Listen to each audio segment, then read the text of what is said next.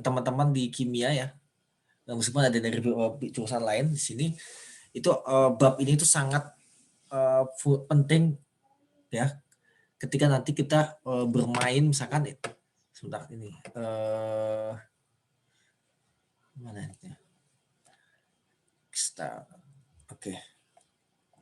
Nah, bab elektrokimia sangat penting ya ketika kita nih berkecimpung misalkan di bidang tentang baterai.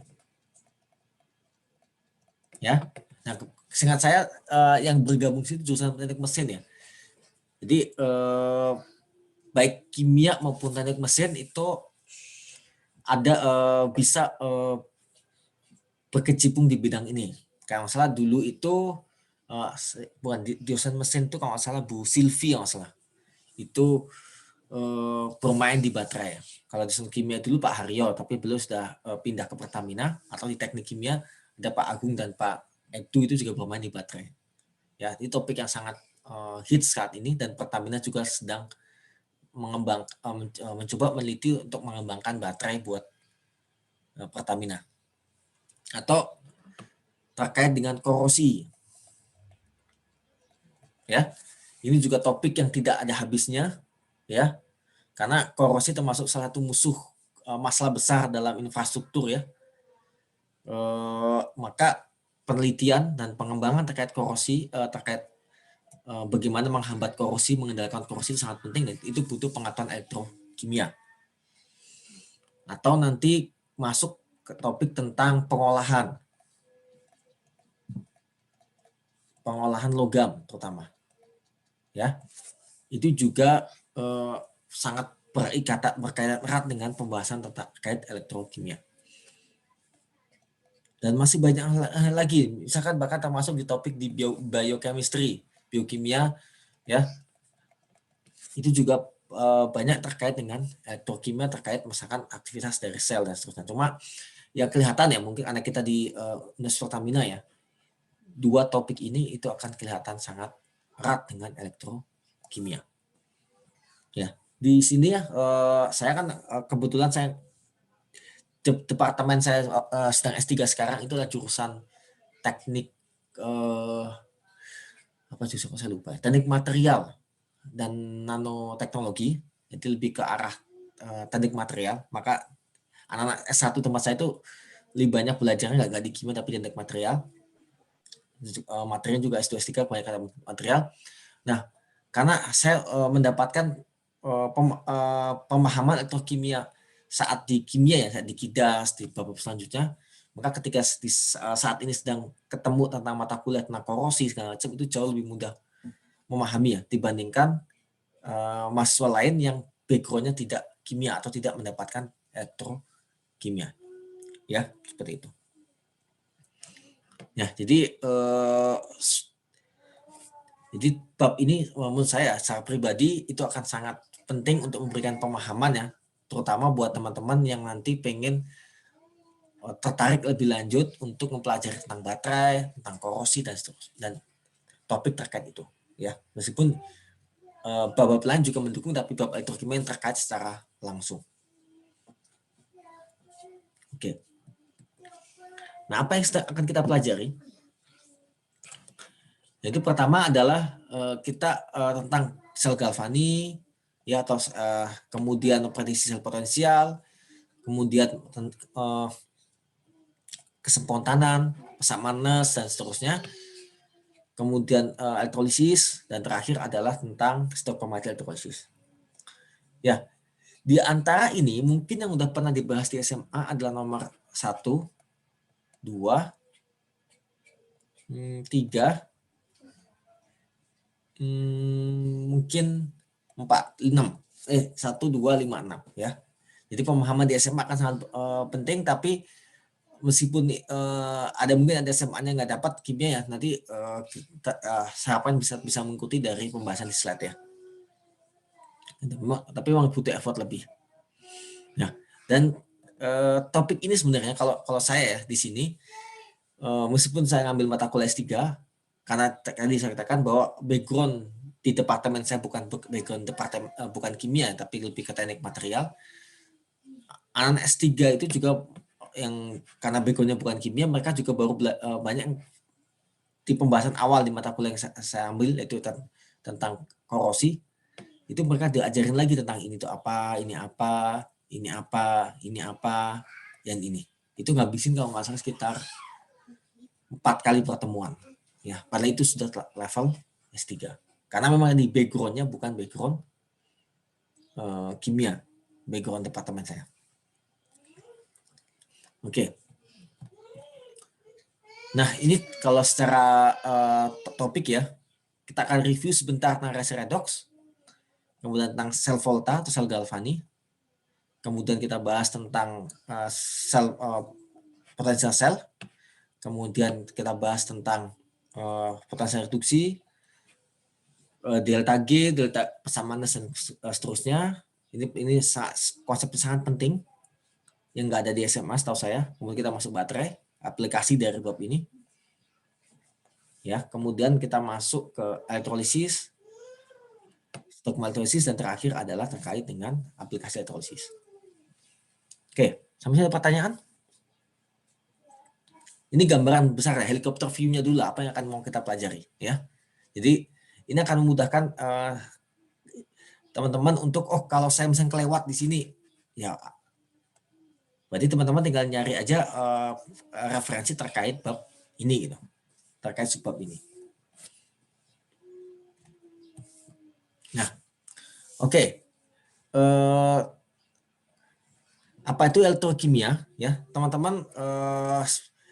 Elektrokimia itu sebenarnya bisa dikatakan interchangeable lah ya dengan redox, reaksi redox. Jadi elektrokimia itu adalah reaksi kimia yang bisa menghasilkan listrik atau menggunakan listrik untuk melakukan reaksi kimia. Ya. Jadi reaksi kimia yang menghasilkan listrik, jadi energi dari reaksi itu menghasilkan listrik, atau ada suatu reaksi yang dia butuh energi, maka kita berikan dia listrik sehingga reaksi itu bisa jalan. Ya, berarti dia merupakan pertukaran antara energi kimia dan energi listrik. Ya. Bisa listrik menjadi energi kimia atau kimia menjadi energi listrik. Misalkan kalau kimia menjadi energi listrik saat kita menggunakan baterai. Ya, misalkan kita menggunakan baterai seperti ini di handphone kita, energi kimia di baterai kita diubah menjadi listrik. Atau kebalikannya, listrik menjadi energi kimia saat kita ngecas atau mengisi ulang baterai kita, maka listrik yang kita masukkan akan energinya diubah menjadi energi kimia.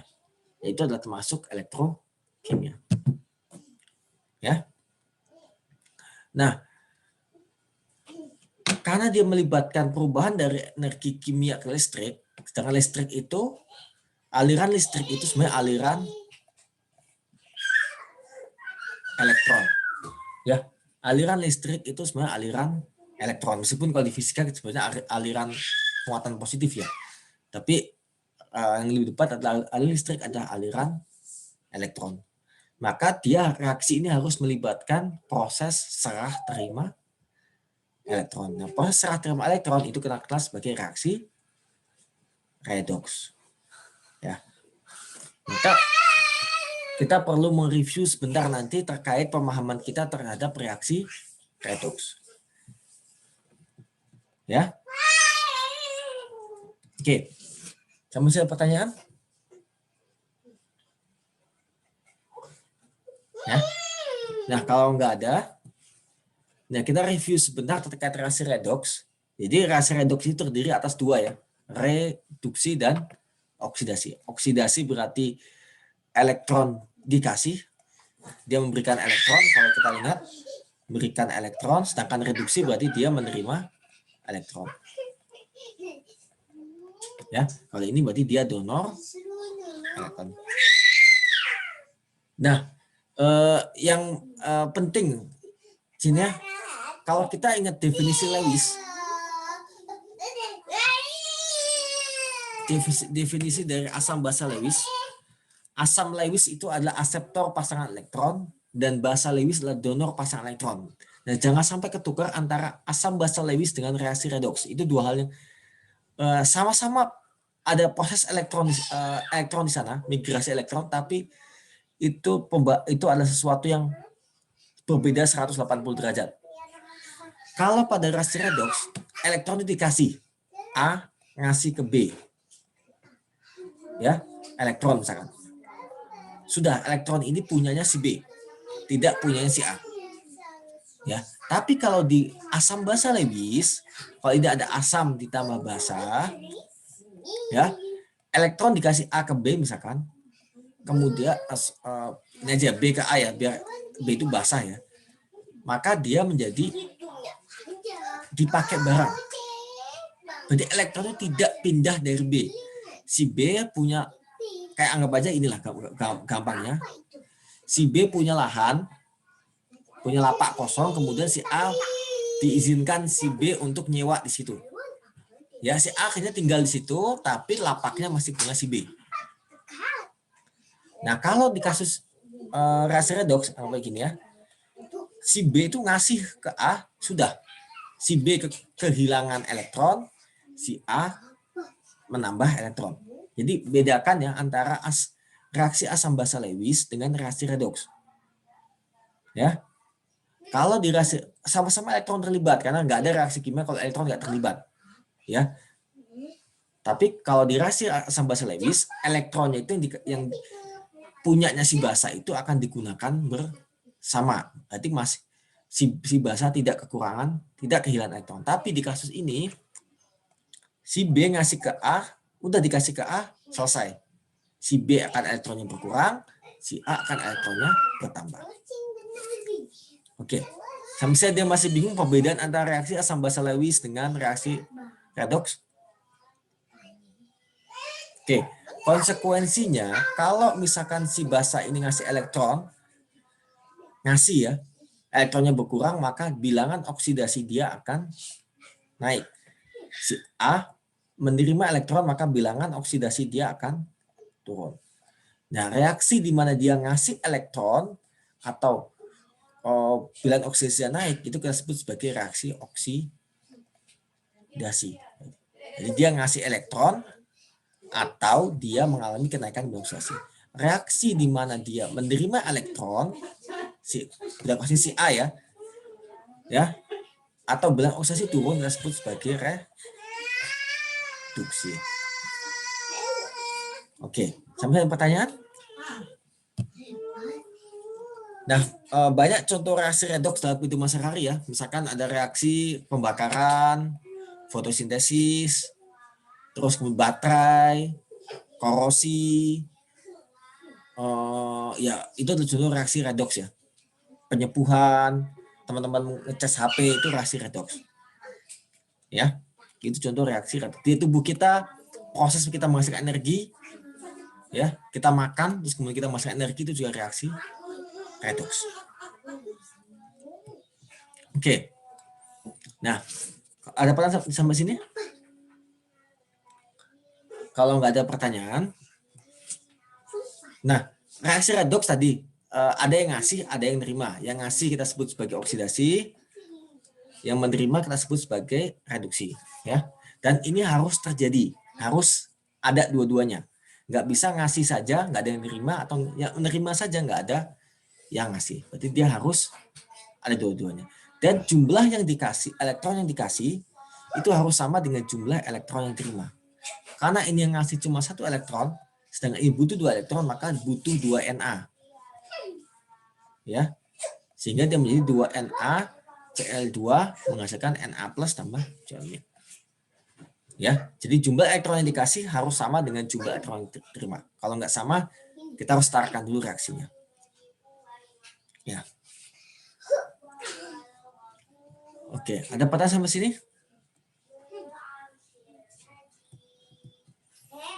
Oke, nah ini review lagi. Nah, yang ngasih tadi, yang ngasih berarti oksidasi. Berarti kan elektron dia menyebabkan zat lain tereduksi. Maka kita sebut sebagai redusin yang ngasih dia ngasih elektron. Jadi misalkan kita kasih contoh yang sini, Na menghasilkan Na plus tambah 2 elektron, reduksi oksidasi kan ya, Cl2 ditambah 2 elektron menghasilkan 2 Cl- reduksi.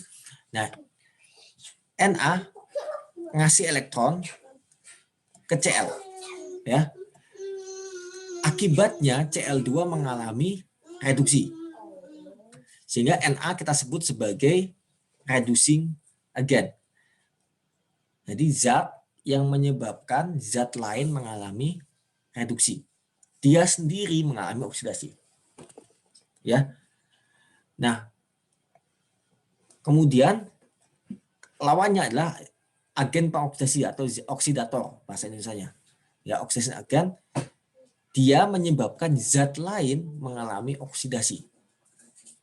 Ya, konsekuensinya dia sendiri mengalami reduksi. Ya. Berarti zat yang mengalami reduksi itu adalah oksidator, zat yang mengalami oksidasi itu adalah reduktor. Oke. Sampai ada pertanyaan? Nah, biasanya kalau kita lihat tabel ya, tabel potensial reduksi standar, nanti kita lihat, maka ini itu akan potensialnya positif, ini akan potensial reduksinya negatif. Nanti kita akan bahas lebih detail di bagian potensial reduksi standar. Seperti itu. Sehingga ini pengetahuan ini penting kalau misalkan jangan sampai kita mengatakan zat yang teroksidasi adalah reduktornya adalah Cl2 gitu. Atau reduktornya oksidatornya adalah Na+. Ya, itu menunjukkan tidak yang bersangkutan tidak paham terkait dengan konsep elektrokimia. Nanti kita akan bahas lebih lanjut mengenai apa itu positif negatifnya, kita bahas lebih lanjut di bagian potensial reduksi standar. Oke, sampai ada pertanyaan? Oke. Satu hal yang penting lagi ya, yang kita tadi sempat singgung, jumlah elektron yang dikasih oleh oksidator, jumlah elektron ya, yang dikasih oleh reaksi oksidasi, berarti jumlah elektron yang diterima oleh oksidator itu harus sama dengan jumlah elektron yang diberikan oleh reduktor, atau jumlah elektron yang diterima di reaksi reduksi harus sama dengan jumlah elektron yang diberikan di reaksi oksidasi. Maka kalau nggak sama, maka teman-teman perlu melakukan namanya penyetaraan reaksi. Seperti ini, 2 elektron, 1 elektron, maka harus disetarakan. Seperti itu. Nah, saya nggak akan bahas ini ya, penyetaraan ini, karena ini udah dibahas di kimia dasar 1. Jadi teman-teman coba ingat-ingat ya, saya akan coba kasih latihan soal lah terkait ini.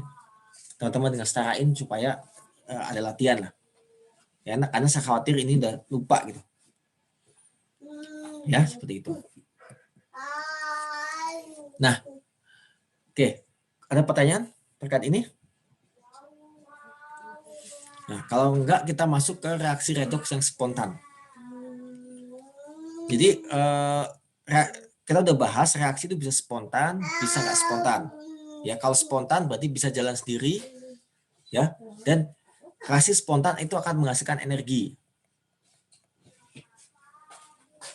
Yang kita kenal sebagai menghasilkan kerja, lebih tepatnya menghasilkan kerja yang dia akan sama dengan delta G-nya. Itulah reaksi spontan. Ya, kerja yang dihasilkan adalah delta G. Reaksi nggak spontan, dia nggak bisa jalan sendiri dan dia butuh kerja sebesar delta G agar dia bisa jalan. Ya, tentu saja dia menghasilkan kalor juga ya, tapi karena baterai kita kurang relevan ya kalau menghitung energi baterai dari panas yang dihasilkan. Ya kan, karena baterai itu mengubah energi kimia menjadi energi listrik, bukan energi kimia menghasilkan energi panas ya. Jadi kenapa saya nggak menggunakan energi dihasilkan adalah kalor, karena elektrokimia itu menghasilkan energi listrik atau dia membutuhkan energi listrik, maka kita akan menggunakan delta G. Ya, delta G dalam pembahasan kita. Karena delta G itu sama dengan kerja maksimum yang dimiliki oleh sistem atau kerja minimum yang dibutuhkan agar reaksi itu jalan untuk reaksi yang tidak spontan. Ya. Jadi pembahasan ini energi yang dihasilkan itu kita nggak akan menggunakan delta H, tapi menggunakan delta G. Nah, misalkan teman-teman punya kawat tembaga, terus coba dimasukkan dalam perak nitrat. Ya, perak nitrat itu Ag nitrat, yang ini adalah tembaga.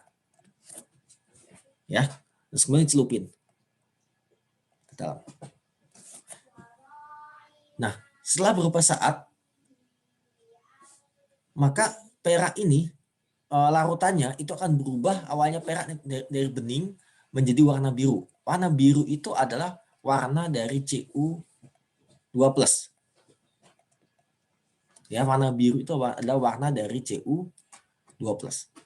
Kemudian si kawatnya yang awalnya warna kuning ya, dia akan berubah menjadi warna silver, yang kemudian dia berubah menjadi warna coklat atau hitam. Ya. Nah, ini menunjukkan terjadi perubahan, terjadi reaksi kimia, yaitu dari Cu menghasilkan Cu2+, ya, awalnya dia di kawat, dia pindah ke air, ditambah 2 elektron, karena ini 2+ ya, kemudian biar setara, ini muatannya 0 kan, maka 2 elektron, Ag+, awalnya dia di larutan, dia pindah ke kawat, menghasilkan logam Ag yang warnanya silver. Karena ini Ag+, maka ini jadi elektron. Seperti itu. Jadi si Cu akan ngasih elektron yang nanti kemudian diterima oleh Ag. Dan ini kalau kita kesetarain, ini 2, ini 2, ini 2, biar setara ya. Nah, seperti itu. Itulah, dan reaksi ini berlangsung spontan. Ya, teman-teman nggak usah ngasih energi, nggak usah ngasih kerja, reaksi ini udah berlangsung kerja dengan sendirinya. Nah, reaksi ini memang menghasilkan energi ya, tapi kita nggak bisa memanfaatkan energi itu. Ya, kalau ini reaksinya, karena kita kan pengennya kan mengubah energi listrik, energi kimia menjadi energi listrik.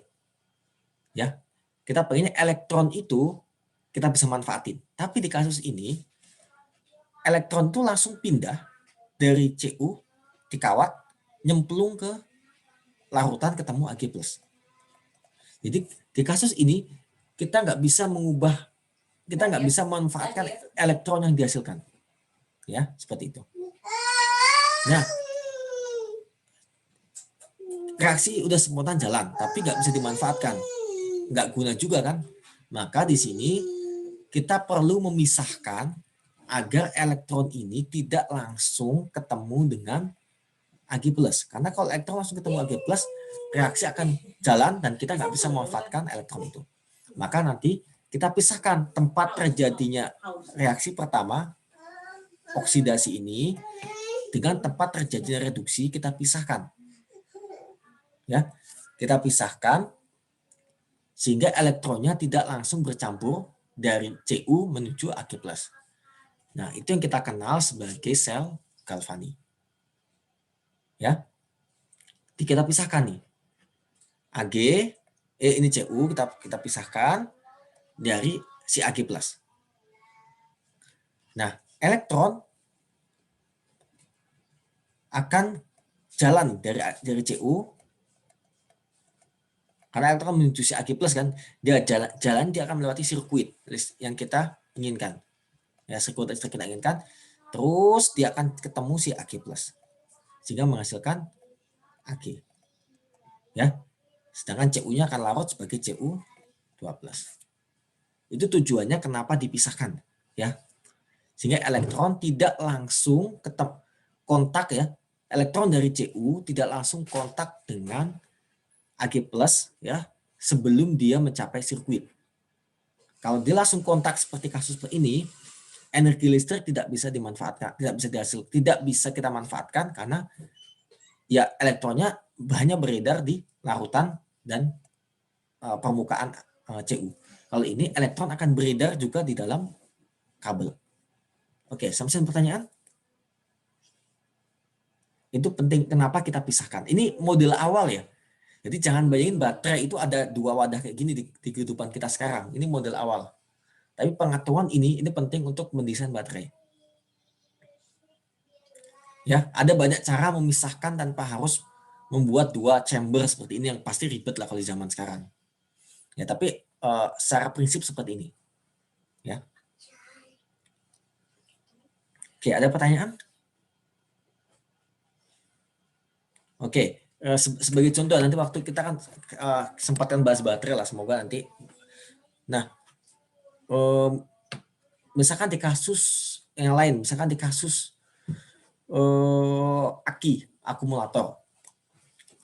Kalau di akumulator, aki yang kita pakai di motor, itu sebenarnya nyemplung juga dua-duanya. Seperti ini. Ya, antara reaksi reduksi oksidasi. Tapi zatnya nggak bisa larut. Ya, berarti kalau tadi si Ag plusnya larut kan, maka dia bisa kontak dengan Cu. Sehingga reaksi langsung dari Cu nyemplung ke Ag plus. Tapi kalau di aki, dia di tempat yang sama, tapi zat yang dihasilkan itu nggak larut. Sehingga dia terpaksa harus muter ke sirkuit biar bisa ketemu dengan reaksi reduksi. Ya. Jadi reaksi oksidasinya, elektronnya harus muter dulu agar ketemu dengan reaksi reduksi. Seperti itu. Oke, sampai satu pertanyaan? Ya, itu alasannya kenapa antara reaksi oksidasi dan reaksi reduksi itu harus dipisah. Dan kalau nanti ini kontak, maka baterainya kita bisa katakan baterai ini akan konslet sehingga reaksinya akan jalan dengan di sini, dia nggak akan ada yang jalan di atas karena lebih jauh kan, dia harus muter dulu ketemu dengan sirkuit, ketemu dengan resistor, kapasitor, bla bla bla, itu kan lebih jauh. Sedangkan kalau dia kontak langsung lebih cepat kalau ini ketemu. Seperti itu. Ya. Sehingga kalau udah ketemu baterai antara kedua kutub ini, nanti kita bahas kutubnya apa, maka otomatis baterai itu nggak akan bisa dimanfaatkan. Ya. Nah, di chamber ini kita pisahkan antara oksidasi dan reduksi. Ya, tempat di mana terjadi reduksi itu kita sebut sebagai katoda. Yaitu tempat jadi reduksi. Tempat terjadi oksidasi itu kita sebut sebagai anoda. Dan ini definisi tetap ya. Mau reaksi elektrokimia, mau reaksi elektrolisis, tempat terjadi oksidasi adalah anoda, tempat terjadi reduksi adalah katoda. Ya. Dan anoda atau katoda itu harus bisa menghantarkan listrik. Nah, harus bisa menghantarkan listrik. Karena itu nanti listriknya akan mengalir ke sirkuit. Makanya di sini kalau kita lihat di reaksi sebenarnya kita cuma butuh Cu2+ dan Ag+. Kita nggak butuh Ag+. Ag karena dia dihasilkan. Ya kan? Tapi ini kenapa kok ditambahkan batang Ag di sini, batang perak di sini? Ya kalau karena Ag+ doang itu tidak bisa menghantarkan listrik keluar. Ya kan? Maka kita butuh penghantar listrik yang kita kenal sebagai katoda untuk reaksi reduksi, reaksi oksidasi kita kenal sebagai anoda. Kalau dikasih di anoda, Cu dia akan bertindak sebagai anoda, ya penghantar listrik sekaligus bertindak sebagai reduktor, ya karena dia mengalami oksidasi, menyebabkan zat lain oksidasi, seperti itu. Di kasus Ag plus akan bertindak sebagai oksidator, ya karena dia mengalami reduksi, zat lain mengoksidasi, tapi katodanya adalah Ag, bukan Ag plus. Oke, jadi fungsi dari Ag plus, fungsi dari katoda dan anoda adalah sebagai penghantar listrik atau kita kenal sebagai elektroda, ya. Elektroda itu bisa katoda, bisa anoda, seperti itu. Oke, sampai ke pertanyaan. Kita masih ada negatif, kok negatif. Kita ada 3 menit lagi.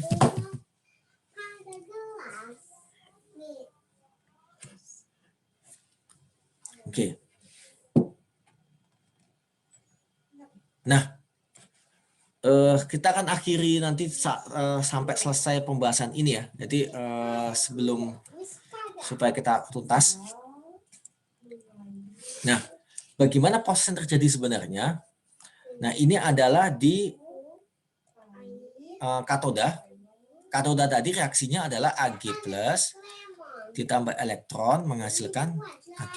Jadi ada elektron masuk ke sini dari luar ya. Ini elektron dari luar, dari sirkuit. Nah, elektron ini memenuhi si anoda, katoda dan posisinya Ag. Nah, kemudian Ag+ yang mana positif pasti mendekati muatan negatif kan ya. Dia akan nabrak si ini bersatu menghasilkan Ag. Nah, Ag akan nempel di sini. Jadi Ag+ di larutan ketemu elektron di permukaan Ag, dia akan menghasilkan Ag di permukaan. Sebaliknya, si Cu, ini permukaan Cu, ya, Cu akan memberikan elektron. Jadi Cu akan memberikan elektron, elektronnya pindah. Di saat yang bersamaan Cu akan lepas sebagai Cu2+. Nah, kalau kita lihat di sini, di sebelah anoda, dia akan terus-terusan menghasilkan Cu2+. Jadi muatan positifnya akan naik. Kalau kita lihat grafiknya ya, ini muatan positif, dia akan naik. Sedangkan muatan negatifnya dia konstan. Ya kan? Karena NO3- nggak berubah. Jumlah Cu2+ bertambah. Di sini, ini muatan positif, ini muatan negatif. Muatan negatif dia itu konstan. Ya kan? Sama. Karena NO3 nggak ikut bereaksi. Tapi muatan positif dia berkurang. Karena Ag+ berubah menjadi Ag. Ag+ berubah menjadi Ag. Maka dia akan turun.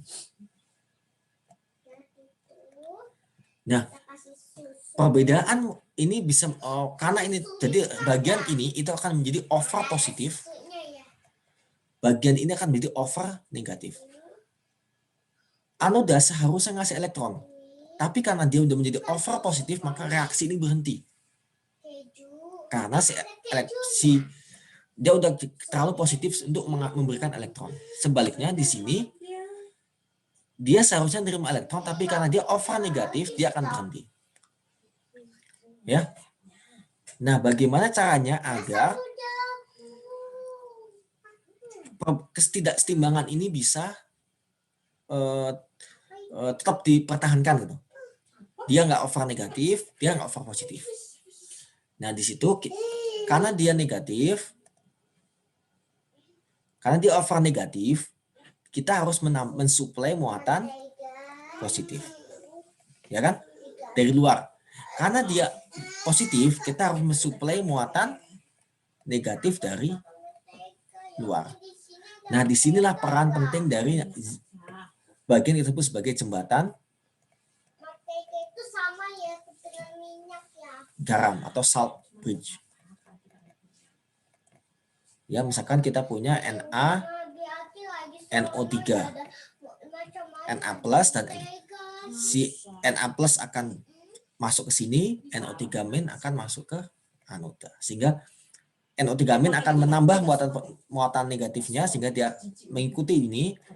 Na+ akan menambah muatan positif sehingga dia akan tetap konstan seperti itu.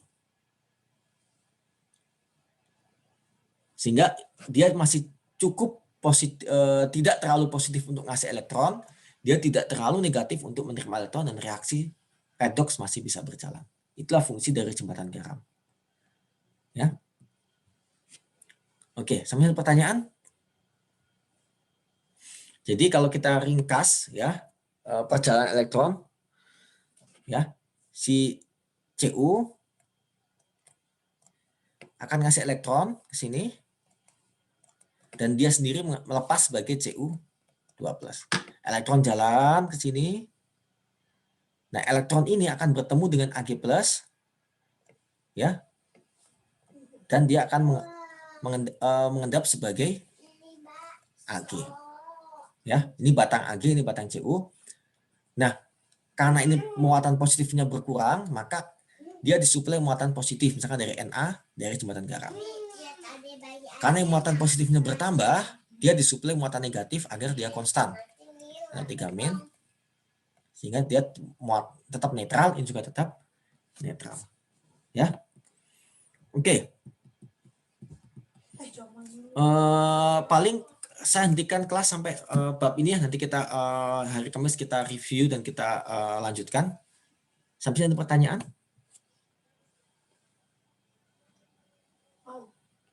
Ada pertanyaan? Kalau enggak, kelas saya tutup nanti. Tidak ada, Pak. Oke.